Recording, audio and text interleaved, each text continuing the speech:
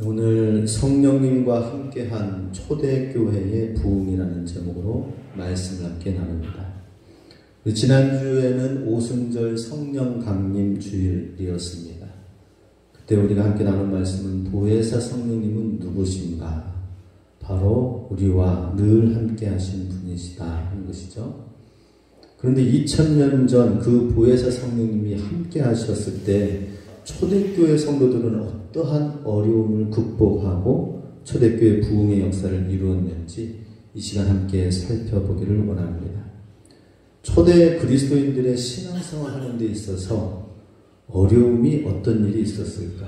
먼저는 수가 적었습니다. 예수님의 제자는 12명에서 1명이 빠진 11명이 중심이었었고 그 외에 소수의 여자들이 주님 곁을, 부활하신 주님 곁을 따라갔습니다. 그리고 부활하신 주님 이후에 그 말씀을 지키고 기도하며 기도의 자리를 지켰던 사람은 수많은 사람들이 쫓아다녔지만은 120명이 다락방에 모인 것이 전부였습니다. 120명이 어떻게 보면 숫자가 굉장히 많은 듯 하지만은 예수님을 믿는 무리가 그 지구상에서는 그때 당시에 120명이 전부였다라고 하는 것입니다. 오늘 우리가 예배 드리는데 우리도 비록 수가 적지만은 다른 환경은 무엇입니까? 성결 교단이 있고 한국 기독교 주님을 믿는 자들이 우리 주변에 함께 여전히 있다라는 것입니다. 어느 곳에 가든지 하나님을 믿는 자들이 있기 때문에 우리도 또 하나님 힘을 의지하여서 우리 교회도 함께 또 잘 세워나가 보자, 이런 도전받는 시간들을 갖게 된다는 것이죠. 그런데 한 선교사님이랑도 이렇게 교제 나누고 기도 소식 나누고 하다 보면은 여러 가지 선교지의 어려움들을 듣게 됩니다. 가장 큰 어려움은 그 선교지에는 하나님을 믿는 사람들이 너무 적다라고 하는 거예요. 믿는 사람이 너무 힘들고 없고 단지 나 한 사람만, 한 가정만 떨어져 있는 것 같다라는 그런 어려움들이 있는 것이 선교지의 어려움입니다. 그런 상황 속에서 또 어제 한 선교사님한테서 카톡으로 기도 제목이 전달 왔어요. 그것은 남미 쪽에 있는 선교하시는 가정인데 그 딸이 여러 가지 지금 뭐 거기 지구 반대편이기 때문에 우리는 여름으로 가지만 거기는 겨울이 다가오고 있다고 합니다. 겨울을 맞이하면서 또 월동 준비를 하고 하는 그런 스산한 계절 속에서 그 딸이 어떻게 잘못하다가 바닥에 넘어졌는데 앞니가 부서지게 됐다고 하는 거예요. 그러니 그 선교지에서 의술도 힘들고 어려운데 영구치까지 막 흔들거리고 나머지 이빨 깨지고 하니까 이거는 뭐 잠시 잠깐 어떤 상처가 아무는 것이 아니라 이런 상황에서 어떻게 해야 될까 하는 마음에 그 기도 제목을 나눴어요. 그래서 제가 그런 생각을 해봤습니다. 참 믿는 사람도 그 가운데 없는데 그런 어려운 사건을 만나면 얼마나 선교사님이 힘들고 어려울까, 이런 생각을 가져봅니다. 그런데 우리 한국 교회 위치 현 주소는 어떻습니까? 그래도 주님을 믿는 자들이 곳곳에 하나님을 함께하는 자들이 있다고 하는 것입니다. 초대교회의 성도들은 그만큼 어려운 문제의 상황들이 있었다는 것이죠. 그리고 그들은 많이 배우지 못한 어부들이고 많이 배우지 못한 사람들이 중심이 이루어졌어요. 거기에는 로마, 플라톤, 스콜라 철학들, 유대 랍비들의 여러 유대주의 교육을 받은 자들, 훌륭한 사람들이 많이 있었습니다. 그들은 그런 똑똑한 사람들한테 예수님을 믿으라고 복음을 가지고 나아가서 전해야 되는데 정말 배우지 못한 어부들과 많은 힘든 사람들, 여인들이 복음을 붙들고 있었던 힘든 시간들이었습니다. 이런 상황 속에서 더더군다나 유대인과 이방인 모두에게 멸시와 미움과 핍박을 받았던 것이 초대교회 모습이었다 하는 것입니다. 굉장히 힘들고 어렵죠, 그죠? 그런 상황을 보게 됩니다. 그러한 때에 또 이방인의 복음의 장벽이 또 있습니다. 이방인들한테 복음을 전하려면은 참 어려운 문제들이 많이 있습니다. 그때 당시에 로마 사회는 주인과 노예 사이가 철저히 구분이 되어졌어요. 그래서 노예를 예수님 믿게 하려고 하면은 또 주인한테 걸리고, 주인 말을 들어야 되기 때문에 노예도 하나님을 믿기가 어렵고, 주인은 있기 때문에 하나님이 필요한 것보다는 노예를 통하여서 더 부리면서 부족함 없이 살기 때문에 로마 사회에서 이런 계급 사회에서의 어려움도 있었다 하는 것입니다. 그리고 로마 사회는 종교다원주의 세계입니다.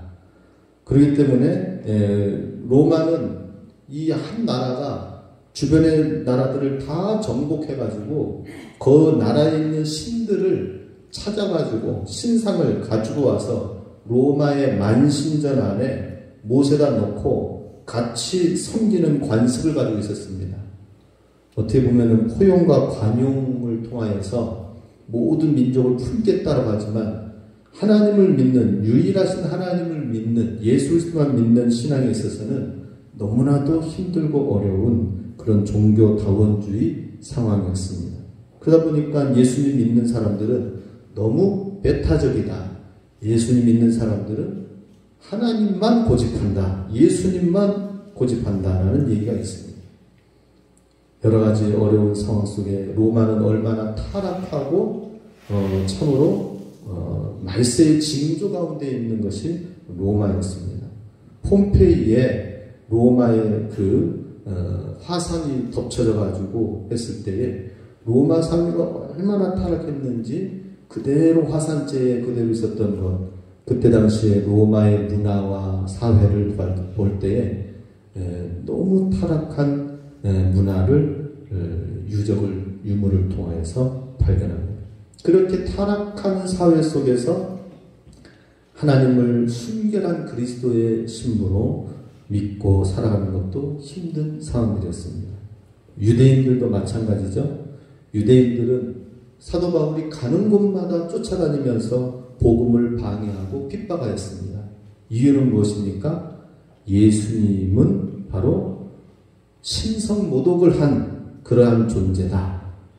하나님을 신성모독한 존재다 해서 가는 곳마다 예수님의 이름으로 전하는 것을 방해하였습니다. 이런 핍박과 어려움 속에서 초대교회는 쪼그라들고 움츠러들어야 되는데 오히려 핍박이 있을 때에 하나님을 믿는 주님의 자녀들이 곳곳에 흩어지게 되었는데 복음을 가지고 나아가서 동일하게 예루살렘에서 모였던 그 교회의 모습 그대로 어느 곳에 가든지 복음의 놀라운 역사가 그 흩어진 지역 가운데서도 여전히 일어나서 더 많은 팽창과 부흥의 시간들이 초대교회에 주어졌다 하는 것입니다. 그 부흥의 원인은 무엇인가? 그것을 한마디로 말하자면 성령님이 함께 하셨기 때문이다 라고 말씀을 할 수가 있습니다. 그래서 오늘 하나님 말씀 제목이 성령님과 함께한 초대교회의 부흥입니다. 성령님이 함께한 초대교회의 모습은 어떤가요? 첫 번째로 죄사함 받고 성령 안에서 변화된 삶이 있었다 하는 것입니다. 본문 37절에 보면 그들이 이 말을 듣고 마음에 찔려 베드로와 다른 사도들에게 물어 이르되 형제들아 우리가 어찌할꼬 하거늘. 하나님의 말씀을 듣고 그 초대교회 당시 사람들이 하나님을 믿게 된 과정을 말씀하고 있는데요. 하나님 말씀을 듣고 마음이 찔렸다라고 했습니다. 내가 예수님을 죽였구나. 다른 로마 사람, 로마 군사, 다른 어떤 유대 제사장, 바리새인들, 서기관들이 아니라 바로 내가 예수님을 죽였구나 하는 그런 마음의 찔림이 있었습니다. 바로 나의 죄 때문에 예수님이 십자가에 못 박혀 죽으셨구나 라고 하는 것이 있었습니다. 그러면서 우리가 어찌할꼬 하는 탄식 가운데에서 자기 자신이 살아온 모든 삶이 얼마나 형편없었던 삶인지 자기 자신의 영적인 실상을 보았다라고 하는 것입니다. 우리도 우리의 영적인 실상을 분명히 봐야 됩니다. 우리의 힘으로 우리의 능력과 지혜로 살아갈 때에는 우리는 죄악된 존재 가운데서 하나님의 영광에 이르지 못하는 존재입니다. 그렇기 때문에 예수 그리스도 안에서 겸손히 십자가의 은혜를 구하며 나아가는 존재다라고 하는 것이죠. 그렇게 진실하게 영적인 각성을 통하여서 회개하며 나갔을 때에, 그럴 때에 회개와 세례를 통하여서 주신 하나님의 두 가지 선물이 있습니다. 그것은 죄 사함을 얻게 하시고 성령을 선물로 받게 했다는 것이죠. 38절에 같이 있습니다. 베드로가 이르되 너희가 회개하여 각각 예수 그리스도의 이름으로 세례를 받고 죄 사함을 받으라. 그리하면 성령의 선물을 받으리니. 이렇게 진실하게 회개하여 주님을 영접하는 자에게 하나님께서는 두 가지 선물을 주신다고 하십니다. 죄 사함의 기쁨을 허락하여 주십니다. 나의 모든 눌려져 있던 모든 죄악들을, 그 사슬들을 깨트리시는 분이 바로 예수님, 십자가에서 모든 것을 종결하시고 승리하셨다라고 하는 것입니다. 죄 사함의 기쁨 우리 가운데 있습니까? 죄 사함 받았다는 이 자유와 기쁨이 우리 가운데 있습니까? 우리는 다 아무것도 없어도 죄 사함의 기쁨을 통하여 우리가 나아가는 것입니다. 과테말라에서 크게 부흥을 한인교회에서 일으켰던 목사님이 계십니다. 그 목사님이 그 5분 기도 제목, 3분 기도 제목이라고 영상을 올렸어요. 과테말라를 그 사회를 위해서 기도하는 제목을 올렸습니다. 그런데 좀 충격받았어요. 그것은 뭐냐면 과테말라 한인교회를 위하여서, 과테말라 지역의 영혼들을 위해서 무슨 기도 제목이 올려졌을까 들어봤더니 구원파가, 바곡수 구원파가 죄사함의 비밀, 죄사함의 기쁨이라는 이 한 가지 가지고 이 과테말라 땅에 왔는데 엄청난 세력과 권력과 물질을 가지고 와서 교육부 장관을 와가지고 만나서 우리가 한국에 있는 K문화 있잖아요. K흐름. 우리가 한국에서 이렇게 와서 한국의 기독교를 가지고 왔는데 교육부를 통하여 젊은이들에게 복음을 전할 수 있도록 유익한 것을 제공할 테니까 문을 열으십시오 해가지고 아예 그냥 과테말라 정부 교육부랑 이렇게 조인이 돼서 나아가고 있다는 거예요.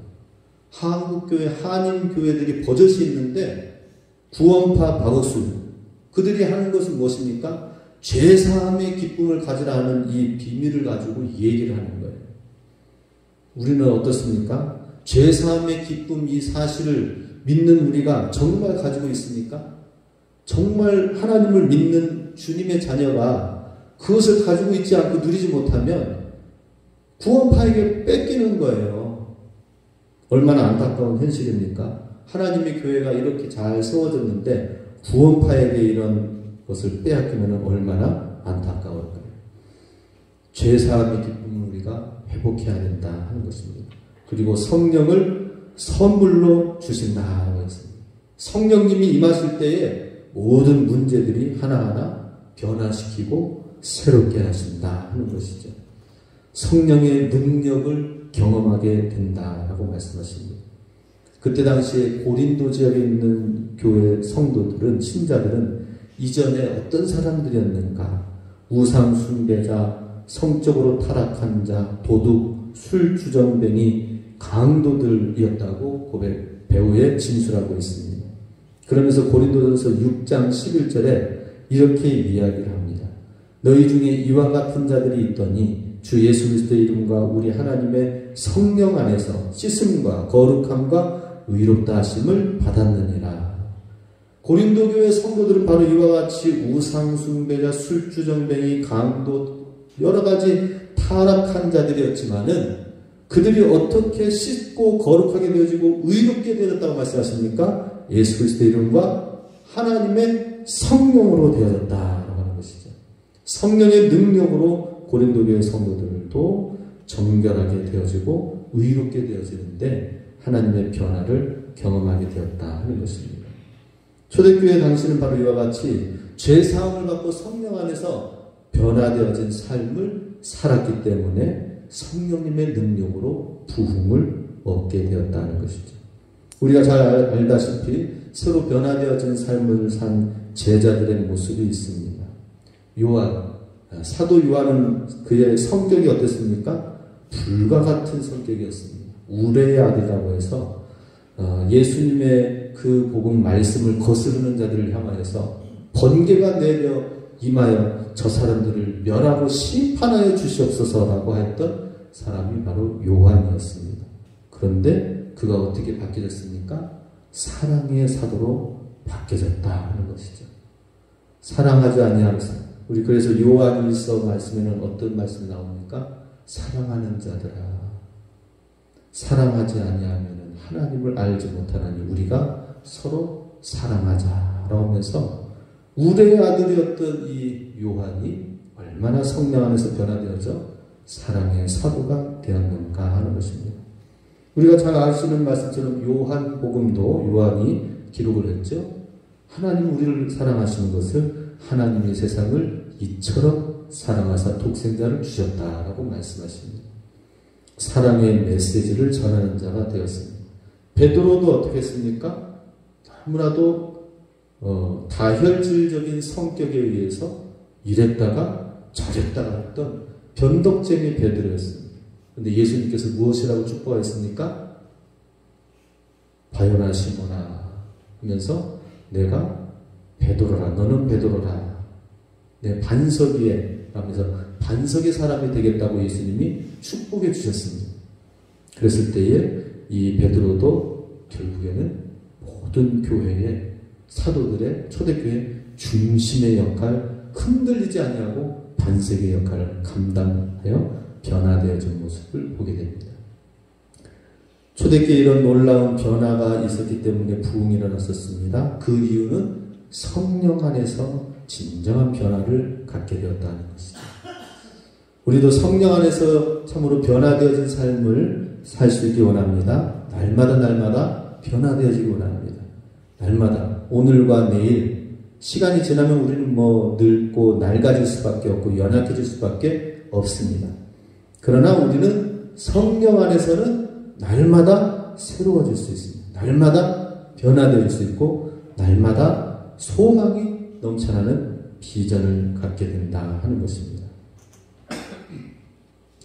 이방 철학자 저스틴이라는 사람이 이런 초대교회 성도들의 변화되어진 모습을 보고 이방인의 신을 버리고 초대교회 공동체 안에 와서 나 예수님 믿겠습니다 라고 고백을 한 것이 저스틴 철학자가였습니다. 그가 이렇게 역사의 기록에 이런 글을 남겼습니다.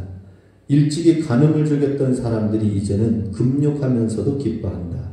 마술을 사용했던 사람들이 선하시고 자존하시는 하나님께 자신을 바쳤다.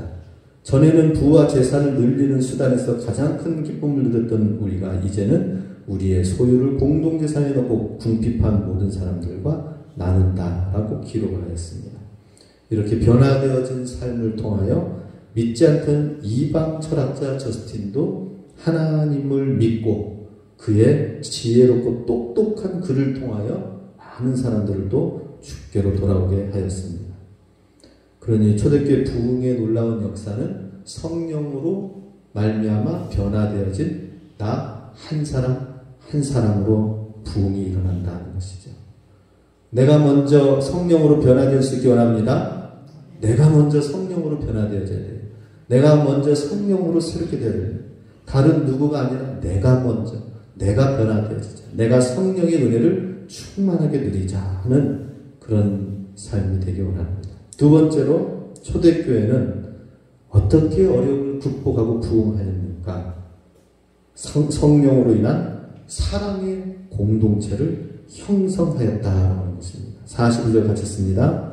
그들이 사도의 가르침을 받아 서로 교제하고 떡을 떼며 오로지 기도하기를 힘쓰니라. 사도들의 가르침을 받아 서로 교제하면서 떡을 떼었다라고 말씀합니다. 교제의 떡을 떼었다라고 하는 것이죠. 그러니 한 사람 한 사람 잘 열심히 잘 믿어도 그래도 교회 공동체를 사랑의 공동체를 이루지 아니하면은 하나님의 교회는 온전히 설 수가 없습니다. 일본 기독교를 한번 우리가 생각하면 좋겠습니다. 일본 사람들이 하나님을 믿을 때에는 거의 신학자 수준의 지식을 가지고 믿습니다. 굉장히 깊이 있게 믿어요. 굉장히 하나님 말씀에 대해서도 조예가 있고 깊어요. 그런데 일본 그렇게 훌륭한 믿음의 사람 한 사람 한 사람이 있지만은 일본에 가면은 십자가 보기가 힘듭니다. 일본에는 예수님 믿는 사람들이 1억 명 이상이 되는 그 인구 중에 1%도 안 됩니다. 0. 몇 %예요. 이유는 무엇인가?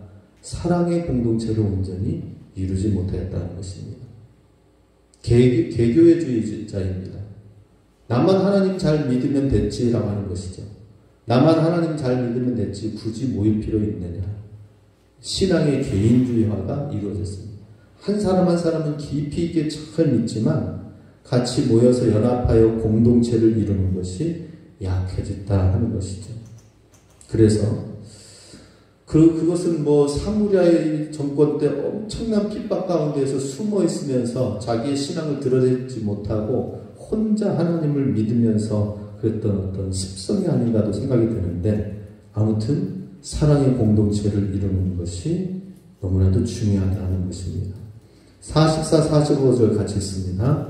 믿는 사람이 다 함께 있어 모든 물건을 서로 통용하고 또 재산과 소유를 팔아 각 사람의 필요를 따라 나눠주며.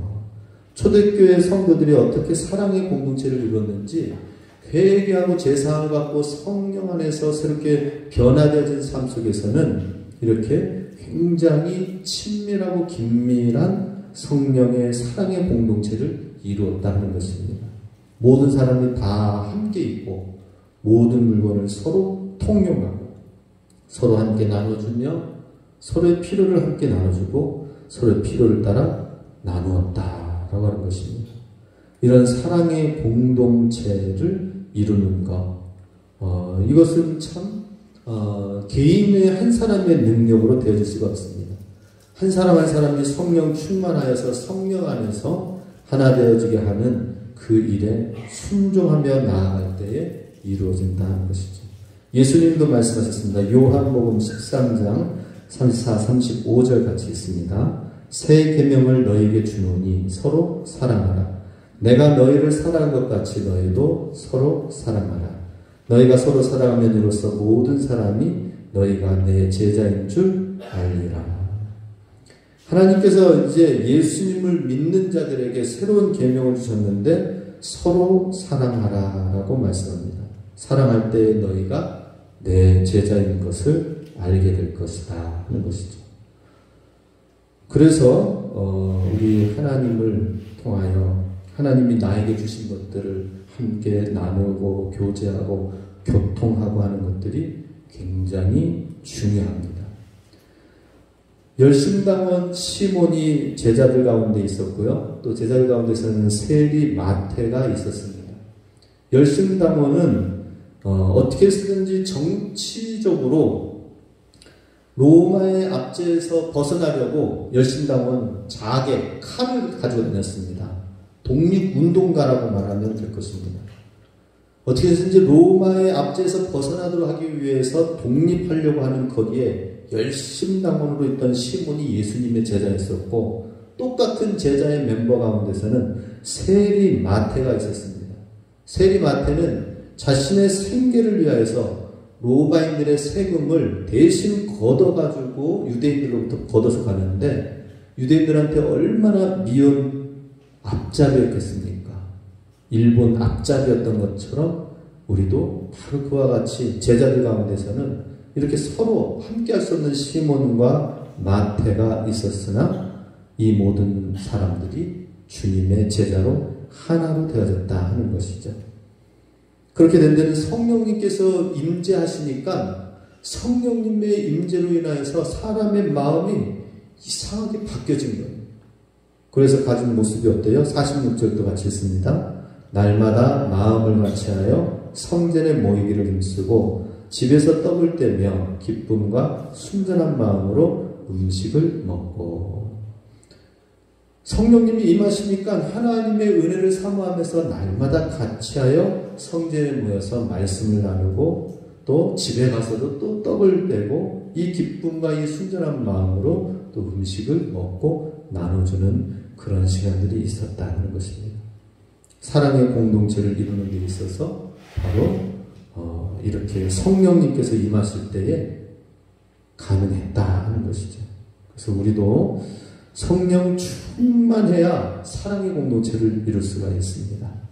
그래서 우리 오순절 성령 강림절 이후에 정말 우리가 더 뜨겁게 기도하기 원합니다. 그래서 제가 구약의 예레미야 본문을 바꿔서 새벽 예배 본문을 서신서로 바꿨습니다. 바울 서신서로 바꿨어요.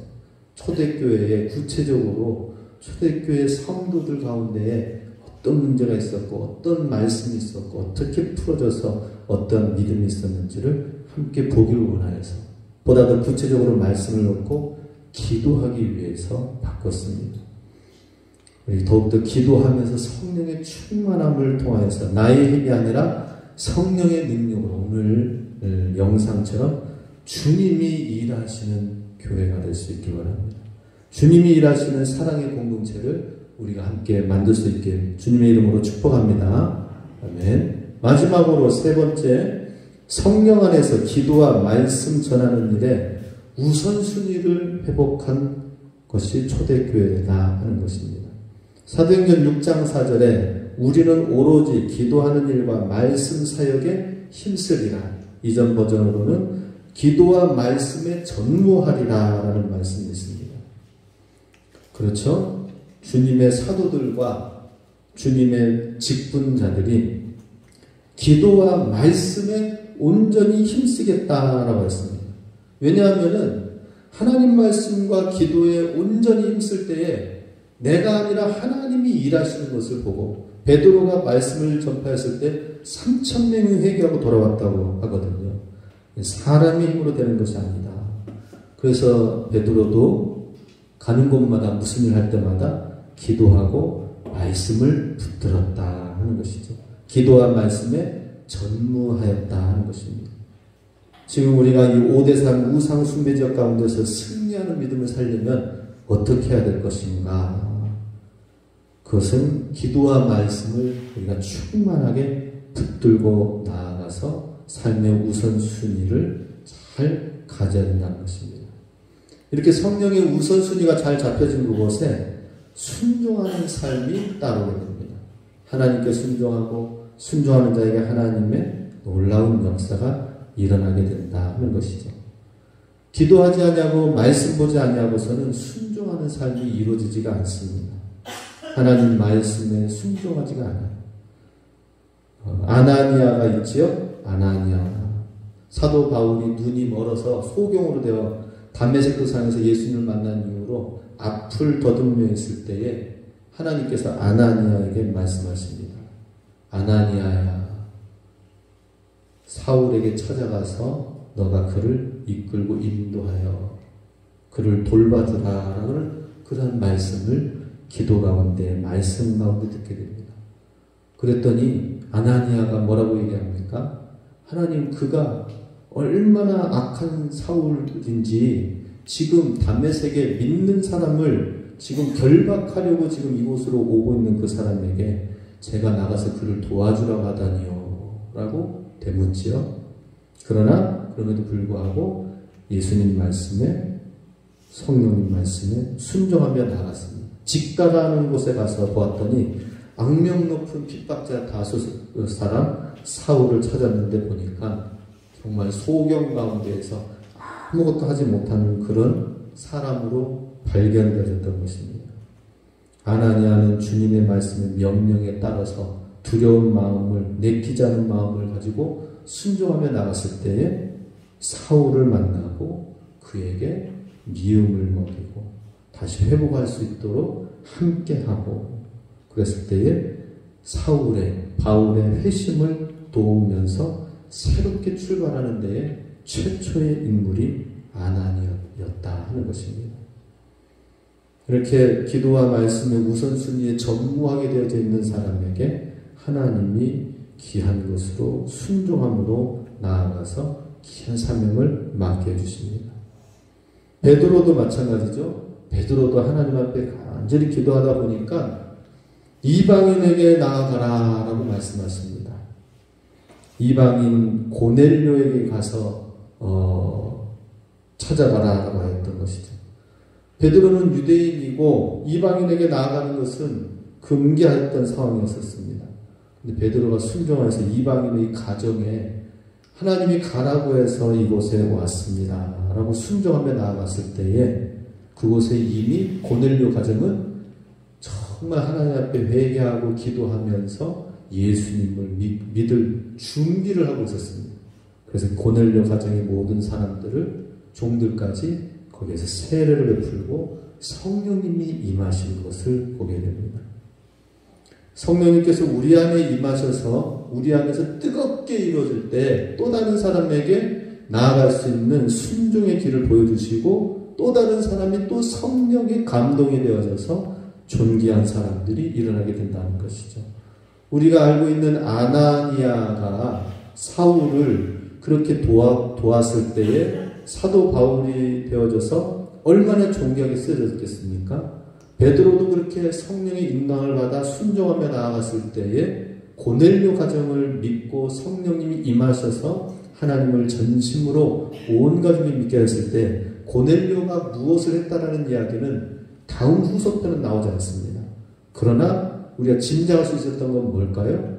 그때 이후로 200년, 300년 뒤에는 100년 뒤에는 로마 사람 거의가 다 예수님을 믿고 기독교로 나아가는 데 있어서 얼마나 로마에까지 복음이 전파되어졌는가 하는 것입니다. 그럴 때에 로마의 백부장 고넬료가 분명하게 쓰여졌을 것입니다. 사도 바울도 이렇게 성령의 인도함을 받아 손길을 받아 아나니아를 통하여서 도움을 입고 출발하게 되었을 때에 사도 바울도 성령 안에서 기도와 말씀에 전무하며 성령의 순종함으로 나아갔을 때에 어느 곳에 가든지 하나님께 순종하겠다는 이 마음으로 나아갔습니다. 어느 날 전도 여행을 가는데 주변에 많은 사람들이 만류를 합니다. 예루살렘으로 가면은 정말 예수 믿는 사람들을 핍박하려고 하는 그 핍박자들이 대기하고 준비하고 있다고 하니까 이번에는 예루살렘으로 올라가지 마십시오라고 했습니다. 그런데 사도 바울은 하나님께 기도하면서 죽을 각오를 하고 예루살렘으로 올라갑니다. 올라가서 예루살렘에서 하나님의 보호하심 속에서 예루살렘 교회들을 선교 보고하고 예루살렘 교회를 다시 든든하게 세워져서 지금 이렇게 하나님의 복음의 역사가 이방인에게 이루어지기 때문에 믿는 지체들 조금만 더 중보하고 기도하고 함께 해주시고 힘을 주십시오 하고 예루살렘 교회 유대 성도들한테 보고를 하고 다시 갑니다. 다시 나갔을 때에 이 유대 예루살렘 교회 성도들이 기근이 임해가지고 엄청난 어려움을 입게 되었습니다. 그랬을 때 이방인들이 어땠어요? 이방인 교회들이 나름대로 그 여러 가지 상업하고 일하는 사람들이 손길을 모아서 오히려 아름답게 예루살렘 교회의 기근맞은 그 교회를 정말 귀하게 섬기면서 그것을 보냈습니다. 성령님께서 일하시고 역사하시는 그러한 곳에 순종함을 통하여 하나님이 계속해서 부흥의 놀라운 역사를 이루어간 것을 보게 됩니다. 이러한 놀라운 성령의 역사가 계속 열 전도체에 전달되어지고 그렇게 되어졌죠. 우리도 이와 같이 성령의 불쏘시개가 되어야 됩니다. 성령의 불이 타올라야 됩니다. 성령으로 말미암는 뜨겁게 되어지는 것이 우리 안에 있어야 돼요. 성령으로 말미암는 예수님의 뜨거운 사랑과 말씀이 우리 안에 있어야 됩니다. 그러나 우리 안에 이것이 없고 식어져 있다면 문제입니다. 식어진 그곳에 문제가 생기는 것입니다. 우리 몸에 병균이 왜 생기는 줄 아십니까? 몸이 차고 몸이 내려앉으면은 여러 가지 항균과 병체에 약해진다고 합니다. 그리고 또 암도 생기고 문제가 생기는 것입니다. 우리의 몸을 뜨겁게 해야 됩니다. 우리의 몸이 성령으로 영혼, 육이 충만하게 되어져야 됩니다. 그럴 때 우리 몸도 건강해지고 주님의 성령으로 말미암는 뜨거운 그리스도의 사랑을 가지고 사단의 권세를 결박하게 될 줄로 믿습니다. 이런 성령의 능력이 있었기 때문에 초대교회 엄청난 어려움들을 극복하고 이기며 나아가서 반전시키며 나아갔죠. 47절 마지막으로 읽겠습니다. 하나님을 찬미하며 또 온 백성에게 칭송을 받으니 주께서 구원받는 사람을 날마다 더하게 하십니다. 초대교회 이런 어려움들을 극복하고 오히려 더 주님의 이름이 찬양과 영광을 올려드리는 가운데 더 많은 구원의 역사가 이루어지게 된 성령의 사건을 오늘 우리 교회 가운데에서 우리 삶 가운데서 다시 재현해 나가실 수 있길 주님의 이름으로 축복합니다. 이를 위해서 우리 함께 나눴던 세 가지 부분을 다시 한번 기억하기 원합니다. 죄사함 받고 성령 안에서 변화되어진 삶을 살자. 성령으로 인한 사랑의 공동체를 이루자. 성령 안에서 기도와 말씀의 우선순위를 회복하여 순종함으로 나아갈 때 성령님이 사용하시는 주님의 사람이 되자 하는 것입니다. 함께 기도하겠습니다.